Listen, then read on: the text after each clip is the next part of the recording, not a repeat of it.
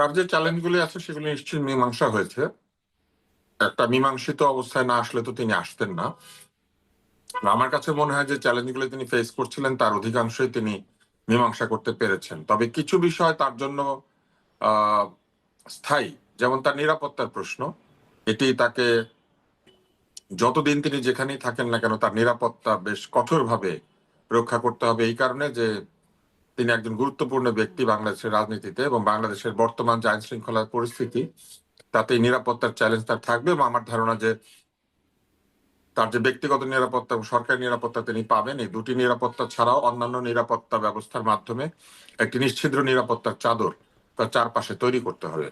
দ্বিতীয় হচ্ছে, দলের মধ্যে প্রচুর লোকজন আসে এবং থাকে।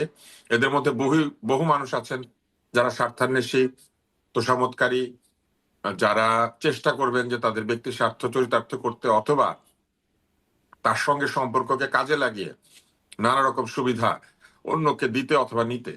এই বিষয়গুলি নিয়ে তাকে সাবধান থাকতে হবে। প্রবল রাজনৈতিক বিরোধিতা তার ছিল, এবং একটা অংশ এখনো তার বিরোধী। ফলে তার যারা বিরোধী পক্ষ অর্থাৎ প্রতিপক্ষ রাজনৈতিক দল, এই দলগুলিকেও তাকে বুদ্ধিমত্তার সঙ্গে মোকাবেলা করতে হবে। আমি মনে করি যে রাজনৈতিক চ্যালেঞ্জ, দলের মধ্যে তোষামোদকারীদের দ্বারা সৃষ্ট এক ধরনের পরিবেশ এবং তার নিরাপত্তা, এই তিনটা হচ্ছে প্রাথমিক। এর বাইরে যদি চিন্তা করেন তাহলে তার মা অসুস্থ, এবং এই সময়টা তাকে একটা বিরাট সময় পারিবারিক ভাবেও আমার ধারণা দিতে হবে, কারণ মায়ের পাশে তার থাকতে হবে। তাই এটিও একটা চ্যালেঞ্জ। স্বাভাবিক অবস্থায় তো তার হাসপাতালের খোঁজ রাখার দরকার ছিল না, কিন্তু এখন তো তাকে সেটা রাখতে হবে। ফলে এটাও একটা বিষয়। আর সামনের নির্বাচনে প্রচুর কুটিলতা, জটিলতা, নানান ধরনের সমস্যা তৈরি হতে পারে, যেগুলি তাৎক্ষণিকভাবে তাকে সমাধান করতে হবে। শুধুমাত্র সিটি ব্যাংকে অ্যাকাউন্ট থাকলেই করতে পারবেন গুগল পে। তাই অ্যাকাউন্ট খুলুন আজই। আমি মনে করি যে তিনি রাজনৈতিক ব্যক্তিত্ব হিসেবে যতখানি পরিণত হয়েছেন এই নির্বাচনের আগে, তার ফিরে আসা এবং তারপর তার যে দল পরিচালনা এবং নির্বাচনের সামনে দলকে নিয়ে যাওয়া, নির্বাচনে বিজয়ী করে নিয়ে আসা, এর মধ্যে দিয়ে তিনি আরো একবার একটা পরীক্ষার মধ্যে দিয়ে যাবেন।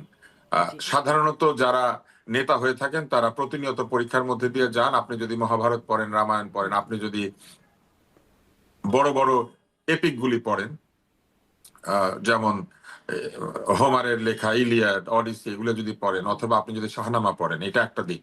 আবার আপনি যদি ধর্মের ইতিহাস পড়েন তাহলে সেখানেও দেখবেন যে যারা শাসন করেছেন, শাসকদের কথা সেখানে লেখা আছে। সেখানে বারবার ন্যায়বান শাসকদের কথা লেখা আছে, যারা ন্যায়ের পক্ষে লড়াই করেন, এবং এই লড়াইয়ের তার পথে মানে আপনি প্রচুর বলছেন ত্যাগ এই তিতিক্ষা পরীক্ষা এবং সহ্য করতে চ্যালেঞ্জগুলো হয়। সামনে থেকেই যাবে। ডাক্তার আব্দুল হোসেন, আমি হ্যাঁ, একই প্রশ্ন ফলে তাকে এক ধরনের যাব। এক আপনি ধরনের আমাকে নৈতিক একটু চ্যালেঞ্জ মোকাবেলা করতে হবে শারমিন, একটা নৈতিক হ্যাঁ, চ্যালেঞ্জ মোকাবেলা করতে হবে, এবং একটা শারীরিক চ্যালেঞ্জের মোকাবেলা করতে হবে। জি। অর্থাৎ তাকে একই সঙ্গে তার নিজের সুস্থতা, নিরাপত্তা, এবং অন্যদিকে একটা নৈতিক পথে বাংলাদেশকে নিয়ে যাওয়ার জন্য যে সংগ্রাম, এই দুই ধরনের চ্যালেঞ্জে তাকে মোকাবেলা করতে হবে। আপনি আমাকে একটু খুব সংক্ষেপে একটু বলে দেন যে কদিনের নানান রকম পরিস্থিতিতে, মানে একটা খুব আলোচনার আগে একটা আলোচনা বিষয় ছিল বেগম জিয়া কেমন আছেন, একটু যেন কম আলোচনা হচ্ছে। তার শারীরিক অবস্থা এখন কেমন, এটা কি আপনি বলবেন আমার দর্শকদের? আমার তো ধারণা তিনি ভালো আছেন, সুস্থ আছেন। কেননা যদি তিনি শারীরিকভাবে ফিট না হতেন তাহলে তো আপনি নিশ্চয়ই জানেন যে তিনি যে শহরটায় থাকেন সেই শহরে অনেক বাসে উঠতে হয়, রেলগাড়িতে উঠতে হয়, হাঁটতে হয়। ওই শহরে ধনীরাও না হেঁটে পারেন না। ফলে আমার ধারণা তিনি শারীরিকভাবে সুস্থ আছেন, না, ফিট আমি আছেন। তারেক রহমানের কথা বলছিলাম না, আমি বলছিলাম বেগম খালেদা জিয়ার কথা।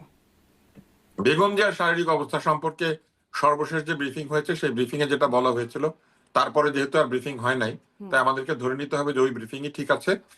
তিনি স্থিতিশীল অবস্থায় আছেন, তার ডায়ালিসিস চলছিল, এটা বলা হয়েছিল, এবং এটাও বলা হয়েছিল যে তার অবস্থার অবনতি হয় নাই।